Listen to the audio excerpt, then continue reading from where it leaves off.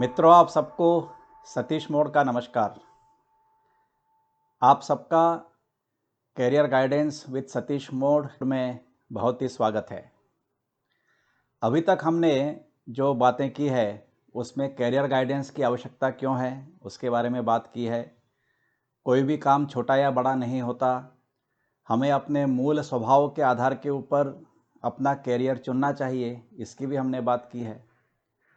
और ये मूल स्वभाव के आधार पर हम कैसे कैरियर चुने उसके लिए जो मैंने टूल डेवलप किया है भगवत गीता के सात्विक राजसिक तामसिक गुणों के आधार के ऊपर, उसके बारे में भी एक थोड़ी सी चर्चा की है अभी तक। इसके पहले के 2 एपिसोड में सात्विक गुण का स्वभाव क्या है और राजसिक गुण का स्वभाव क्या है इसके बारे में बताया है। आज के इस एपिसोड में तामसिक गुण का स्वभाव क्या है उसके बारे में चर्चा करेंगे। जनरली हम अपने बचपन से सुनते आए हैं कि यार ये तो बहुत ही तामसिक हो गया है, तमस गुण अच्छा नहीं है, तामसिक मत बनो, पूरे सात्विक बनो। ऐसी सभी बातें हम सुनते आए हैं और हम सबका ये पूरा प्रयास रहता है कि हम अधिक से अधिक सात्विक बने। लेकिन ऐसा तो भगवत गीता में कहीं कृष्ण ने कहा नहीं है कि आपको सबको सात्विक बनना है। भगवत गीता में कृष्ण ने कहा है कि हम सभी अपने मूल स्वभाव के आधार के ऊपर कार्य करते हैं और वह मूल स्वभाव जो है वह सात्विक राजसिक और तामसिक इन तीनों गुणों के आधार के ऊपर और इनके कॉम्बिनेशन के आधार पर बनता है। इनका स्वभाव क्या है वो कृष्ण ने बताया है भगवत गीता में, लेकिन कहीं ऐसा नहीं कहा कि तमस छोड़ करके सभी सात्विक ही बन जाओ। ऐसा मेरा अपना इंटरप्रिटेशन है, क्योंकि भगवान की बनाई हुई इस दुनिया में कुछ भी भगवान ने खराब बनाया होगा ऐसा तो मैं सोचता नहीं। अभी ये सात्विक राजसिक तामसिक गुण के ऊपर मैं कुछ और उदाहरण देना चाहता हूँ। एक सादा सा उदाहरण मुझको ध्यान में आता है, वो ये है कि एक बहुत बड़ा रिजर्वायर होता है, एक डैम होता है जिसके अंदर पहाड़ों के बीच में या कहीं पर एक दीवार खड़ी करके पानी को रोक लेते हैं और फिर उसमें कुछ गेट खोल देते हैं जिनसे कि पानी चैनल से बाहर निकलता है और वह जाकर के टरबाइन घुमाता है और उस टरबाइन के घूमने से बिजली पैदा होती है। तो यहाँ इस उदाहरण में जो पानी जो रिजर्वायर जो वहाँ इकट्ठा है वह तमस गुण है। वो पानी को जब गेट के द्वारा चैनलाइज करके टरबाइन को घुमाने की जो पूरी प्रक्रिया है, गतिशीलता जो है, वह रजस गुण है और उससे पैदा होने वाली जो बिजली है वह सात्विक गुण है। जो बिजली पैदा होकर के किसी के घर में आपका कंप्यूटर चला सकती है, आपका मोबाइल चार्ज कर सकती है, बिजली आप चालू कर सकते हैं, कुछ भी आप उससे काम कर सकते हैं। तो इस तरह से एक उदाहरण तामसिक राजसिक और सात्विक गुणों का होता है। और एक उदाहरण मैं आपको देना चाहूँगा। आप मूर्तिकार हैं, आप मिट्टी से मूर्ति बना सकते हैं।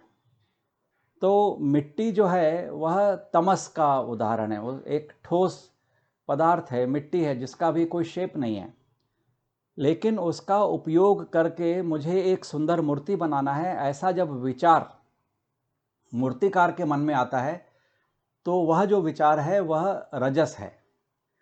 और जब वह मूर्ति बन जाती है बहुत सुंदर और किसी मंदिर में लग जाती है और उससे लोगों के मन में बड़ी अच्छी अच्छी भावनाएं आती हैं, संस्कार पैदा होते हैं, एक अच्छा जीवन जीने की दिशा मिलती है, तो वह मूर्ति जो है वह सात्विकता का काम करती है। और एक उदाहरण देते हैं जो कि हमारे लोगों के जीवन से जुड़ा हुआ है। हम सभी एक उम्र के बाद में ड्राइविंग करना प्रारंभ करते हैं। कोई मोटर बाइक ड्राइव कर रहा है, कोई स्कूटर ड्राइव कर रहा है, कोई कार ड्राइव कर रहा है। यहाँ पर मैं आपको उदाहरण दूंगा कार ड्राइविंग का। यदि आप कार में बैठे हैं, उसका इंजन चालू नहीं है, आप स्टीयरिंग पकड़ करके बैठे हैं, तो गाड़ी कहीं मूव नहीं कर रही है।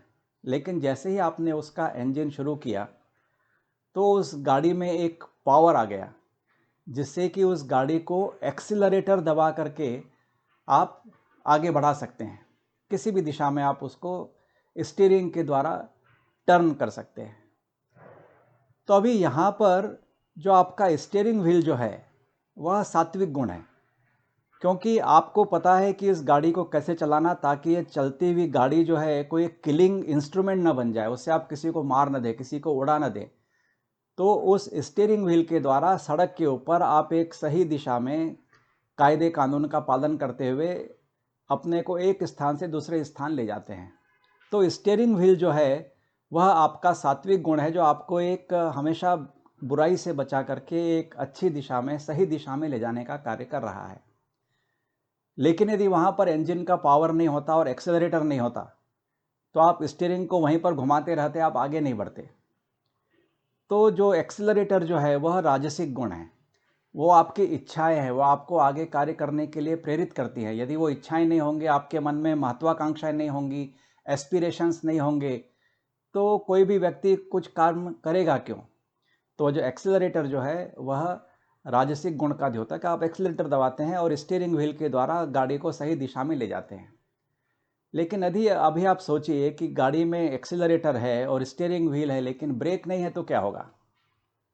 आपने बहुत सारी पुरानी हिंदी फिल्में देखी होंगी जिसमें हीरो जब फाइनली कहीं जा रहा होता है तो विलेन जो है उसका ब्रेक फेल कर देता है ताकि उसका एक्सीडेंट हो जाए और वो मर जाए।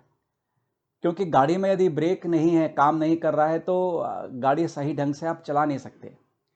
मुझे ऐसा लगता है ये तमस गुण जो है वह ब्रेक का काम करता है। आपके सामने बहुत सारे अच्छा काम करने की प्रवृत्ति है, उसके लिए आप अपने आप को झोंक देना चाहते हैं। एक आपके मन में कुछ इच्छाएं हैं, कुछ प्राप्त करने के लिए आप बहुत कुछ प्रयास कर रहे हैं, वो एक्सेलरेटर है, उससे आप अपनी ज़िंदगी को कम ज़्यादा गति से चलाने का प्रयास कर रहे हैं।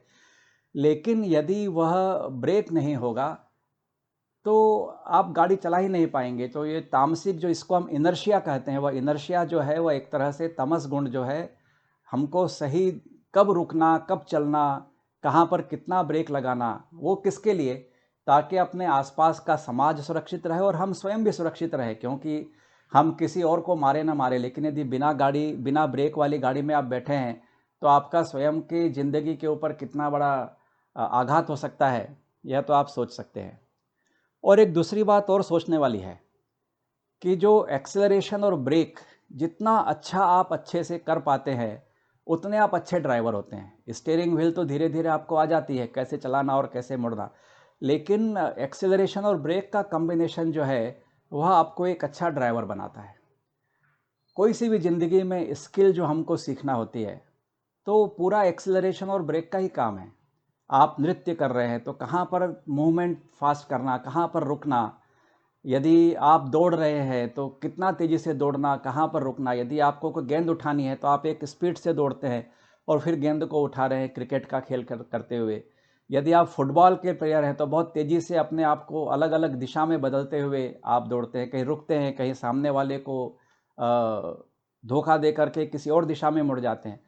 तो यह सत्व, रजस और तमस, ये जो गुण हैं, ये तीनों मिल करके हमारे जीवन को संचालित करते हैं। और भगवत गीता में तो कृष्ण यहाँ तक कहते हैं दूसरे अध्याय में सबसे पहले ही कि हम ये समझते हैं कि जो कुछ भी काम है वो मैं कर रहा हूँ।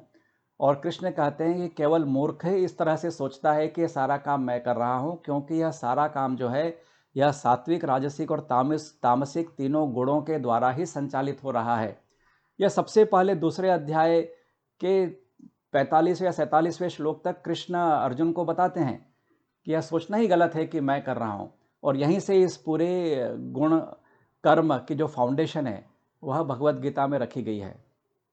तो एक बार हम ये समझ जाए कि कोई सा भी गुण, सात्विक, राजसिक, तामसिक, अच्छा या बुरा नहीं है, ये तीनों गुण का कॉम्बिनेशन ही है जो हमको इस तरह से स्किलफुल बनाता है, विचारवंत बनाता है, अच्छे लोगों की सेवा करने के लिए प्रेरित करता है, समाज में जाकर के काम करने के लिए प्रेरित करता है, हमारी इच्छाओं की पूर्ति के लिए हम स्किल लेते हैं उसके लिए प्रेरित करता है। तो ये तीनों गुणों का जो कॉम्बिनेशन है वह ही हमको यह जीवन चला रहा है।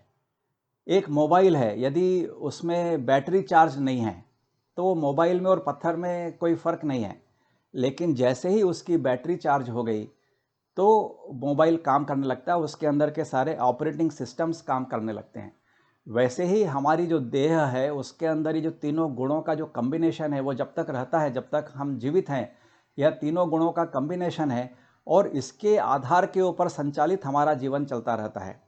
अभी आवश्यकता इस बात की है कि इसको समझ करके कि जो कुछ भी हम कर रहे हैं वह इन तीनों गुणों के द्वारा संचालित ही है और इसको समझ करके इसके अवेयरनेस के साथ में यदि हमने अपना जीवन चलाना प्रारंभ किया कि कहाँ पर हमें क्या करना है, क्या नहीं करना है, क्या बोलना है, क्या नहीं बोलना है, कैसे जीवन को आगे ले जाना है, किस दिशा में ले जाना है, तो एक बार हमने अपना मूल स्वभाव पहचाना तो उसके हिसाब से हम अपनी कैरियर की दिशा तय कर सकते हैं। तो इसके लिए आप यह निश्चित रूप से मान करके चलें कि तीनों गुणों का कॉम्बिनेशन ही आपको एक कैरियर की सही दिशा दे सकता है। आप यह समझें कि मेरा तमस गुण बहुत ज़्यादा है तो इसके लिए मैं किसी कैरियर के लायक नहीं हूँ, ऐसा अपने मन में विचार नहीं लाना चाहिए। ये जो तमस गुण है, इसको इनर्शिया है, इसको मैं आज की भाषा में कहता हूँ रेजिस्टेंस टू चेंज है। किसी भी तरह का जो चेंज हो रहा है उसको रजिस्ट करते हैं। जैसे गाड़ी बहुत तेज़ी से जा रही है, जब आप उसको ब्रेक लगाते हैं तो it is resistance to change है, लेकिन वो लगाने के बाद में ही गाड़ी रुकती है। यदि आप किसी दिशा में अनभिज्ञ होकर के चले जा रहे हैं तो ब्रेक लगा करके आप अपने आप को सही दिशा में मोड़ सकते हैं। तो ये अभी भी आपके करियर की जो दिशा है, यदि आपने प्रारंभ कर दिया है या आप उस रास्ते पर चलने वाले हैं, तो तमस गुण का आपके करियर की दिशा में एक बड़ा महत्वपूर्ण स्थान है, जिसमें आप रुक करके सोच करके एक बार फिर से विचार करें कि मुझे किस दिशा में जाना है।